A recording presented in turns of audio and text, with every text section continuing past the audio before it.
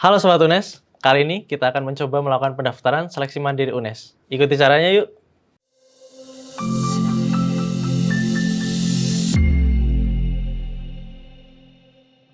Yang pertama, kalian masuk ke laman unes.ac.id/admission. Kemudian, kalian bisa memilih jalur seleksi mandiri. Ada bermacam-macam, ada seleksi mandiri reguler gelombang 2, ada seleksi mandiri skor UTBK SNBT, ada seleksi mandiri UTBK SNBT kelas internasional, ada seleksi mandiri kelas internasional gelombang 2, dan ada seleksi mandiri reguler gelombang 1. Kita akan mencoba seleksi mandiri reguler yang gelombang 1. Kita masuk ke seleksi mandiri reguler yang gelombang 1. Di sini ada ketentuannya, bisa dibaca selengkapnya di laman unes.ac.id/admission yang SM reguler. Kemudian nanti kalian bisa langsung klik yang daftar sekarang. Nah, setelah klik daftar sekarang, nanti kalian akan dialihkan ke laman sm.unes.ac.id. Itu merupakan laman seleksi mandiri resmi kami. Nah, kalian di sini nanti membuat akun terlebih dahulu dengan cara klik yang kolom daftar. Setelah klik kolom yang daftar, kalian bisa mengisikan nama lengkap, email, username. Di sini udah ada disarankan NIK atau nomor induk kependudukan, dan membuat password baru. Kemudian nama lengkap silakan bisa diisikan, misalkan sebagai contoh Michael Ransom.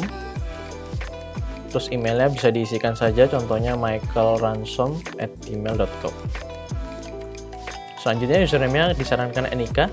Ini saya beri contoh aja, NIK-nya yang penting 16 digit.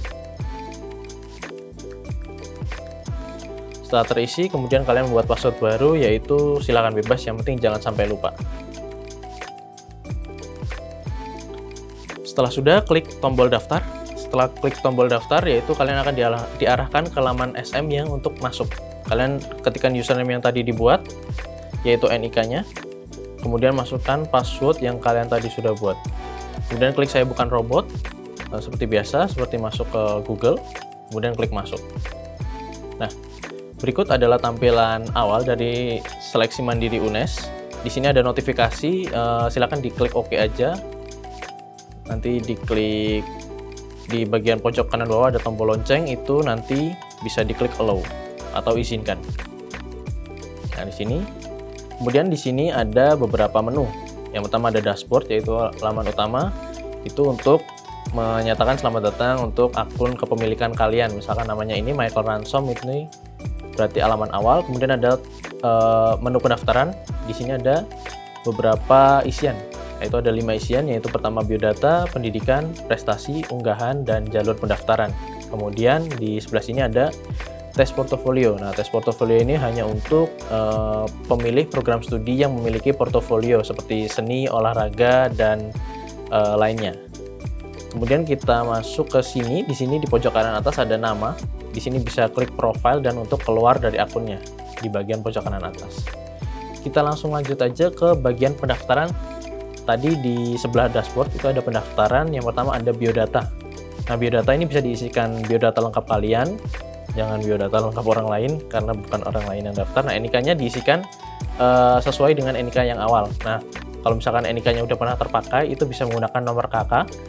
Kemudian di kolom nomor KK-nya diisi nomor KK, nggak apa-apa. Tadi saya sudah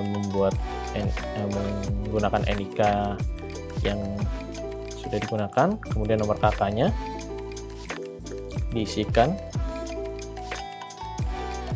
Kemudian jenis kelaminnya silahkan bisa dipilih sesuai kelamin kalian ya, jangan kelamin orang lain. Kemudian tanggal lahirnya silahkan ditentukan.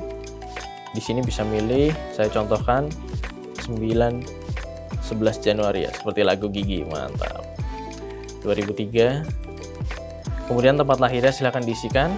Misalkan saya contohkan karena ini Universitas Negeri Semarang. Tempat lahir Semarang, nomor HP bisa diisikan 08 52 2508 9978. Provinsi bisa kalian pilih Jawa Tengah sesuai alamat domisili, alamat kalian masing-masing.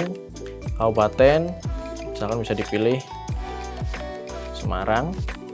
Kemudian kecamatannya bisa dipilih sesuai alamat kalian masing-masing. Misalkan saya isikan di sini sekarang Gunung Pati, Kota Semarang.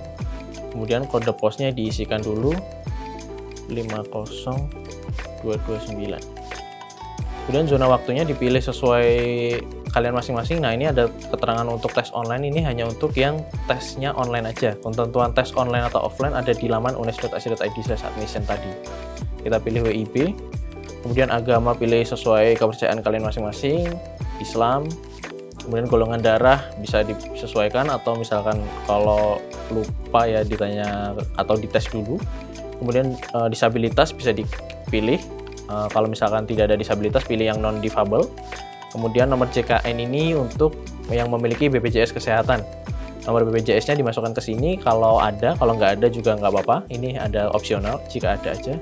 Kemudian NISN wajib bagi pendaftar S1 atau D3. Ini yang dimiliki ketika SMA atau biasanya ada di bagian rapot di bagian atas. Silakan bisa diisikan.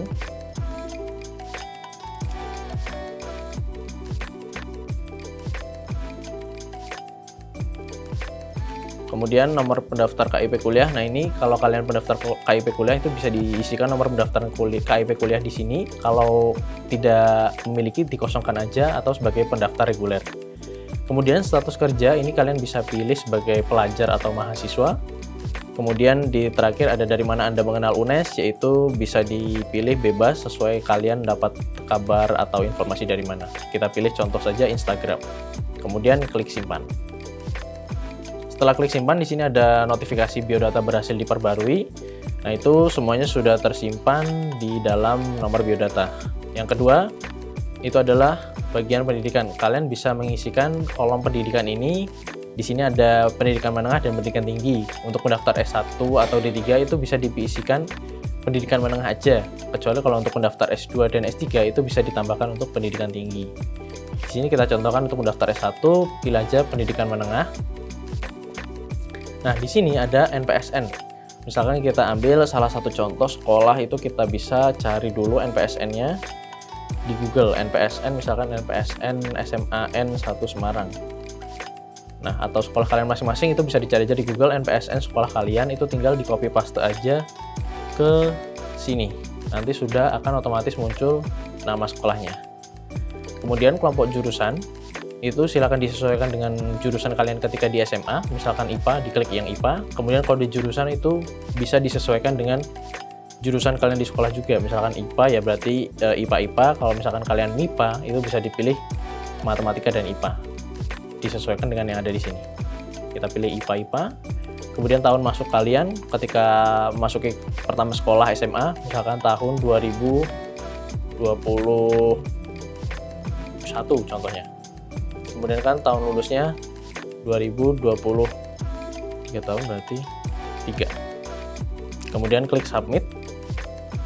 Nah, kalau sudah nanti akan muncul di sini untuk jenjang riwayat pendidikannya.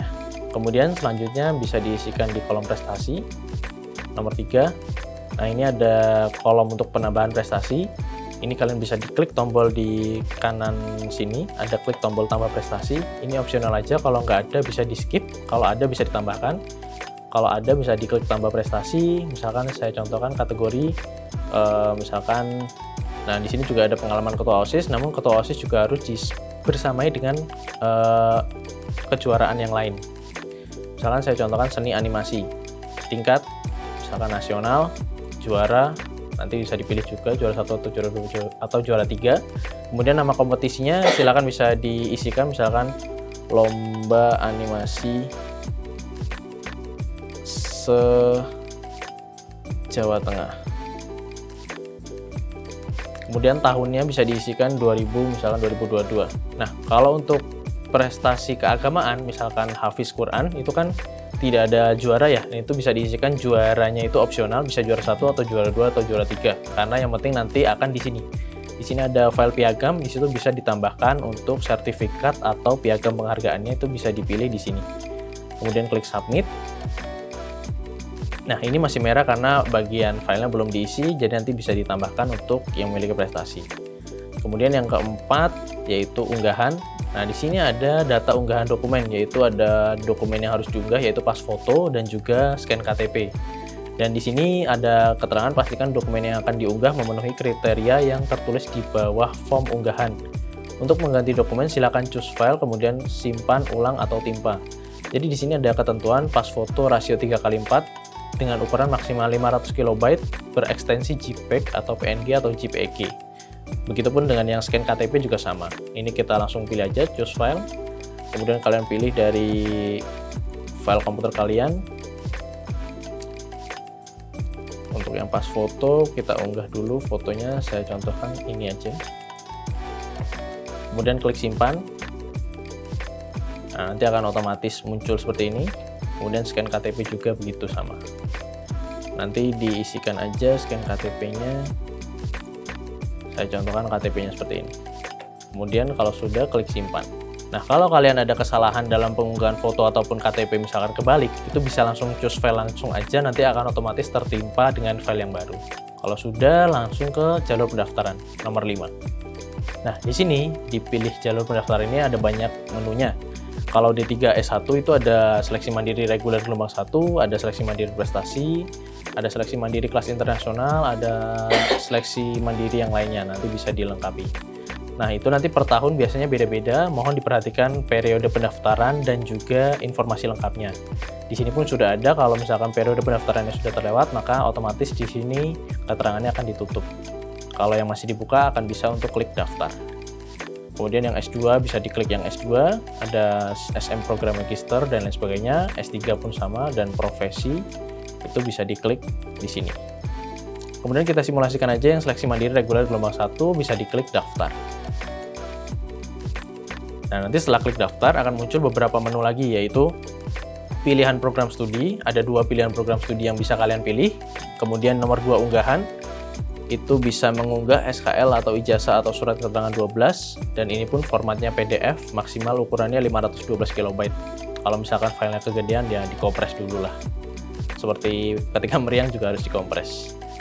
Ketiga juga ada biaya kuliah. Nah, ini yang cukup banyak. Ini kita pilih ke program studi dulu aja. Misalkan program studi kita isikan salah satu contoh, karena kita pilih saja pendidikan bahasa Arab. Dan juga pilihan kedua bisa dipilih karena teman saya ada yang wibu, kita pilih bahasa Jepang.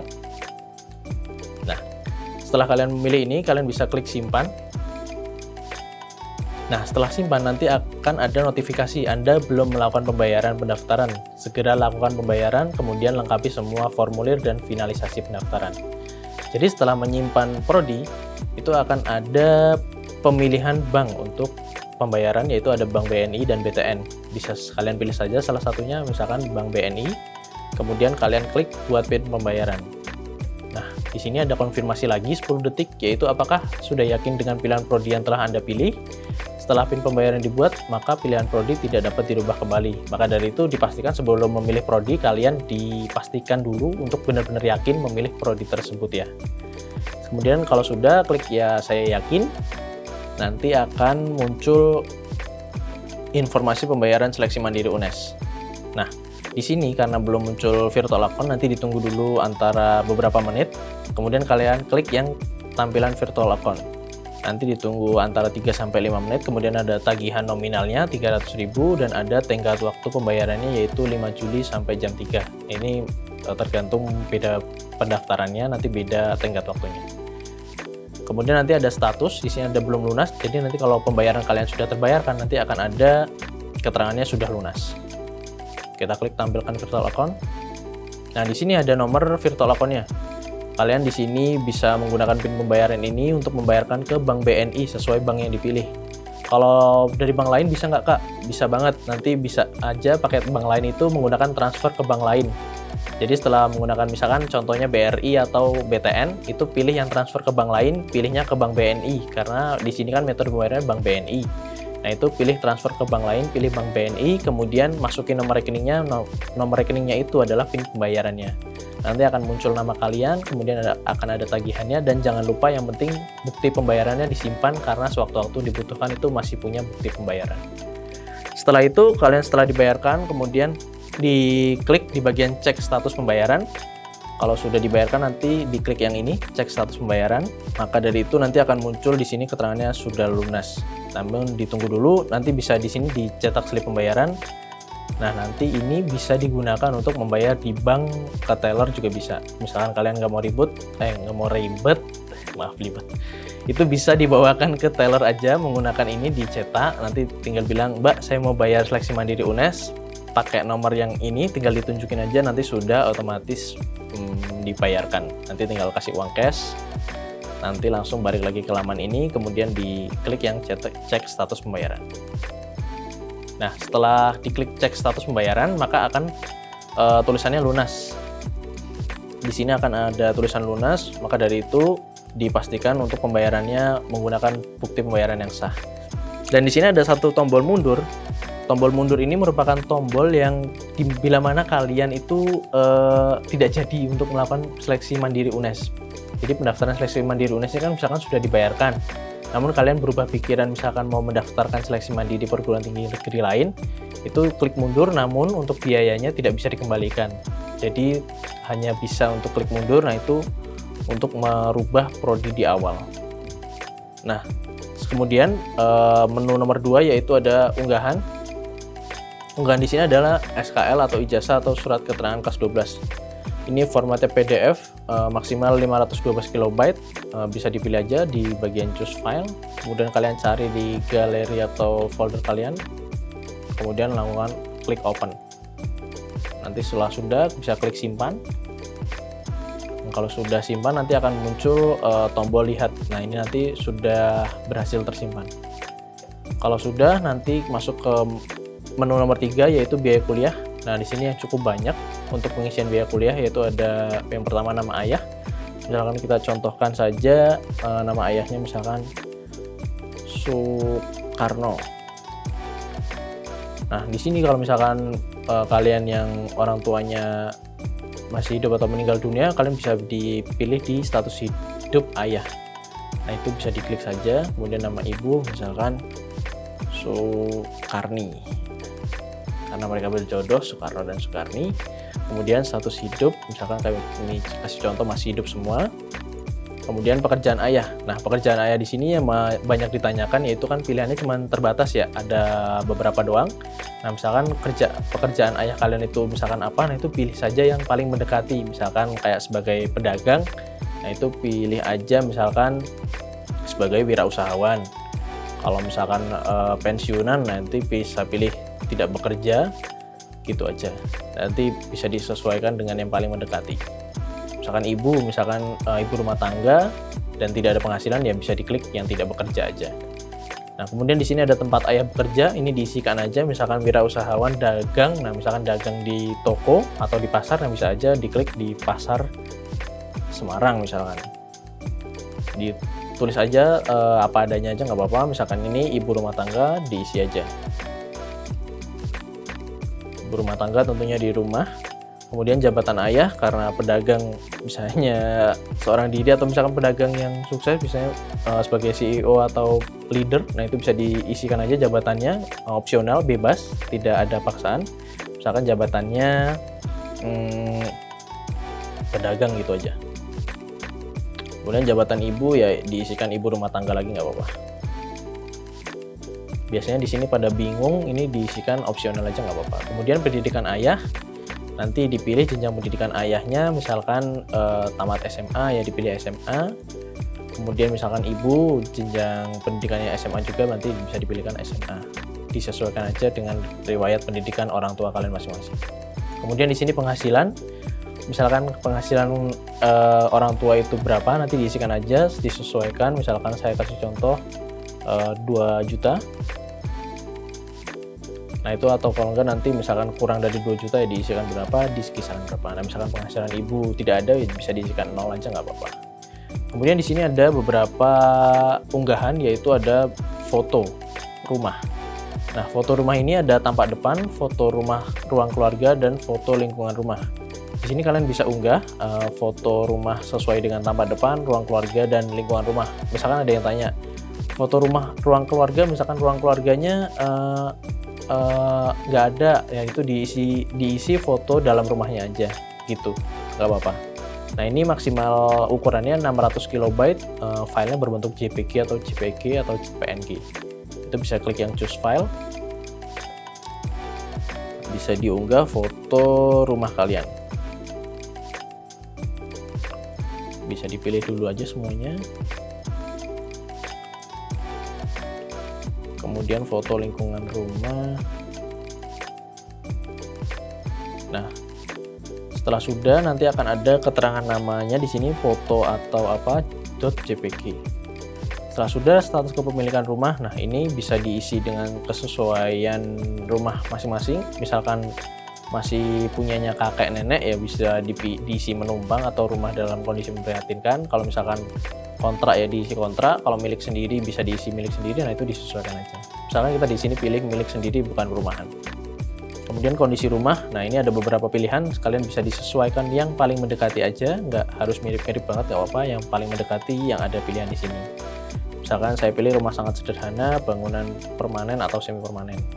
Kemudian MCK, MCK itu mandi cuci kakus atau toiletnya rumah kalian masing-masing, itu keadaannya bagaimana. Kemudian ada penerangan dan telekomunikasi. Nah ini listriknya kalian nanti bisa tanyakan ke orang tua, listrik di rumah kalian itu berapa watt, biasanya antara 450 atau 900 atau 1300 watt. Misalkan saya pilih 900. Kemudian perabot rumah tangga, ini bisa disesuaikan aja, misalkan kalian memiliki HP, TV, dan perabot seharga 5 juta atau lain sebagainya, nanti disesuaikan dengan pilihan yang ada di sini. Misalkan kita pilih perabot seharga 5 juta. Kemudian sosial ekonomi atau pendapatan per bulan. Nah ini kurang lebih sama kayak yang di atas tadi, adalah penghasilan. Nanti bisa diisi aja range-nya berapa. Kita isi 0 sampai 2 juta. Kemudian sarana transportasi. Nah, sarana transportasi di rumah kalian misalkan ada memiliki sepeda atau motor ataupun mobil, nah ini bisa diisikan sesuai dengan ketentuan atau sesuai yang paling mendekati di pilihan sini. Misalkan satu alat transportasi bermesin, misalkan satu motor, nah dipilih aja yang ini. Kemudian pengeluaran per bulan, nah ini kalian bisa kira-kira sendiri. Kalau misalkan pendapatannya 2 juta ya berarti kurang lebih pengeluarannya juga sama. Kalau misalkan nggak divisit, kalau lebih dari 2 juta harusnya rungkat ya guys ya. Nah ini bisa dipilih diisikan 2 juta aja. Kemudian nilai taksir seluruh aset. Nah ini biasanya pada bingung nih. Ini bisa dipilih kalau untuk taksiran aset itu kayak kira-kira kalau harga tanah atau harga rumah kalian itu dirupiahkan atau diuangkan itu kira-kira berapa. Nah itu bisa dipilih sini aja. Misalkan 50 juta atau 50 sampai 200 juta. Nah itu disesuaikan dengan yang ada di sini. Misalkan kami pilih 50 sampai 200 juta. Kemudian di sini ada pilihan UKT. Nah, UKT ini kan nanti disesuaikan dengan prodi masing-masing. Jadi nanti beda prodi, beda pemilihan UKT-nya. Jadi dipastikan prodi yang kalian pilih itu benar-benar mantap dan sudah yakin. Nanti di sini bisa pilih UKT. Nah, ini ada kategori 3 sampai 7. Kenapa mulainya dari 3, Kak? Karena untuk kategori 1 dan 2 itu diperuntukkan untuk SM prestasi. Jadi kalau kalian ingin yang 1 atau 2, silakan ikut yang seleksi mandiri yang prestasi. Kalian ini yang reguler, jadi dimulai dari kategori 3. Bisa dipilih paling rendah, Kak? Bisa. Nah, bisa aja dipilih yang paling rendah. Kemudian IP. Di sini IP itu iuran pengembangan institusi atau biasa disebut SPI. Kalau dulu SPI, sekarang namanya IP, iuran pengembangan institusi. Nah, itu pun bisa dipilih per prodi masing-masing. Jadi beda prodi, beda nominal IP. Nah, ini bisa kalian pilih. Nah, di sini biasanya tuh pada kiranya kalau banyak IP, peluang diterimanya besar ya? Enggak juga. Karena peluang diterima itu hanya dari nilai atau skor yang kalian ujikan ketika seleksi mandiri. Nah ini bisa dipilih yang paling rendah juga nggak apa-apa, bisa diklik yang 5 juta. Kemudian UKT yang prodi kedua, nah ini prodi kedua juga bisa memilih UKT. Nah ini kan berbeda, jadi nanti per prodi beda. Nah nanti bisa pilih mau kategori berapa, misalkan kategori 3 Kak, boleh. Kemudian IP-nya juga kategori berapa, nah ini misalkan yang 5 juta Kak, boleh. Oke, setelah lengkap semua, dipastikan sudah lengkap semua, baru kalian klik simpan. Nah, di sini pun tadi ada keterangan konsultasikan dengan orang tua atau wali ketika pemilihan IP yang akan diambil. Jadi dipastikan ketika kalian memilih IP, itu orang tua juga sudah mengetahui. Jangan sampai kalian memilih IP mahal, tapi orang tua kalian nggak tahu, hati-hati, kalian durhaka nanti. Kemudian, selanjutnya bagian ini nomor 4 ada Kartu Indonesia Pintar Kuliah. Nah ini kan ada keterangan juga bagi pendaftar yang mendaftar seleksi mandiri menggunakan KIPK. Ini nanti bisa diklik aja centangnya, opsional aja. Kalau misalkan kalian pendaftar reguler, abaikan aja. Kemudian lanjut ke menu finalisasi nomor 5. Nah di menu finalisasi ini ada template surat pernyataan dan ada tempat untuk mengunggah atau mengupload surat pernyataan tadi. Nah, surat pernyataannya itu kan berisikan tentang di sini. Nah, surat pernyataan itu berisikan tentang nama, NIK, tempat tanggal lahir, dan pilihan prodi. Nah, pilihan prodinya juga sudah tercantum UKT yang sudah dipilih tadi. Nah, ini dengan ini menyatakan bahwa ada beberapa ketentuan, yaitu sanggup membayar, kedua bersedia untuk membayar IP, ketiga data yang benar disiapkan untuk seleksi mandiri Universitas Negeri Semarang adalah benar. Nah, di sini ada beberapa ketentuan yang kalian bisa baca sendiri dan dicermati, kemudian ditandatangani orang tua atau wali dan diberi materai 10.000. Setelah kalian cetak dan ditandatangani dan diberi materai, itu kemudian kalian foto atau kalian scan. Itu nanti bentuknya PDF, nanti diunggah lagi atau diupload lagi di sini. Misalkan kalian unggah lagi di sini, saya contohkan unggah file PDF aja. Nah, di sini nanti akan ada PDF-nya, nanti klik yang simpan. Nah, kalau sudah berhasil tersimpan, nanti akan otomatis ada muncul lihat dokumen terunggah. Nanti bisa kalian pastikan lagi di sini. Nah, kemudian setelah semuanya selesai, baru melakukan finalisasi. Nah, finalisasi ini dipastikan semuanya itu sudah benar terlebih dahulu. Kalau misalkan belum benar, kalian bisa finalisasi ketika sudah benar semuanya dulu. Karena kalau sudah finalisasi, data yang sudah dimasukkan tidak bisa diubah sama sekali. Kalau sudah dipastikan semuanya sudah benar, baru klik finalisasi pendaftaran saya. Maka otomatis finalisasi berhasil. Nah, setelah itu kalian bisa mengunduh atau mendownload kartu pendaftaran. Nah, kartu pendaftaran ini berisi informasi kartu peserta bahwasanya memilih prodi apa. Nah, di sini ada dua jenis kartu ketika kalian mendaftar seleksi mandiri reguler UNES, yaitu ada kartu pendaftaran dan kartu ujian. Dipastikan dua kartu itu sudah diunduh semuanya atau di-download. Nah, misalkan di kartu ujian ini warna masih biru muda atau belum bisa diklik, itu ditunggu dan dicek secara berkala. Jangan panik. Itu nanti kalau nggak besok atau besoknya baru nanti akan nyala dan bisa diklik untuk cetak kartu ujian karena sedang di-plotting untuk ruang ujiannya, seperti itu. Jadi nanti ditunggu dulu dan dipastikan setelah mencetak kartu ujian itu tahu lokasi ujian, jadwal ujian, dan tanggal ujian dan sesi ujian. Nanti juga ada username dan password ujian. Jadi dipastikan kartu ujian ini di-download, jangan lupa. Gitu teman-teman untuk pendaftaran seleksi mandiri UNES yang reguler gelombang 1 tahun ini. Kemudian di sini nanti kalau sudah bisa menggunakan akun ini untuk melihat pengumuman ketika setelah melaksanakan seleksi mandiri UNES. Misalkan setelah kalian ujian, nanti kalian masuk ke akun ini untuk melihat pengumuman apakah diterima atau enggak. Nanti kalian masuk ke jalur pendaftaran, kemudian kalian klik lanjutkan yang sudah didaftarkan. Nanti akan ada pengumumannya di situ. Nah, teman-teman kalau misalkan daftar lebih dari satu bisa nggak? Bisa banget. Misalkan di jalur pendaftaran, ini kan ada beberapa jalur. Nah, itu bisa diklik daftar 2 atau 3 atau 4 bisa. Yang penting kalian tetap membayar biaya pendaftaran pada masing-masing jalur. Baik, itu tadi prosedur pendaftaran jalur seleksi mandiri. Kita tunggu di UNES ya.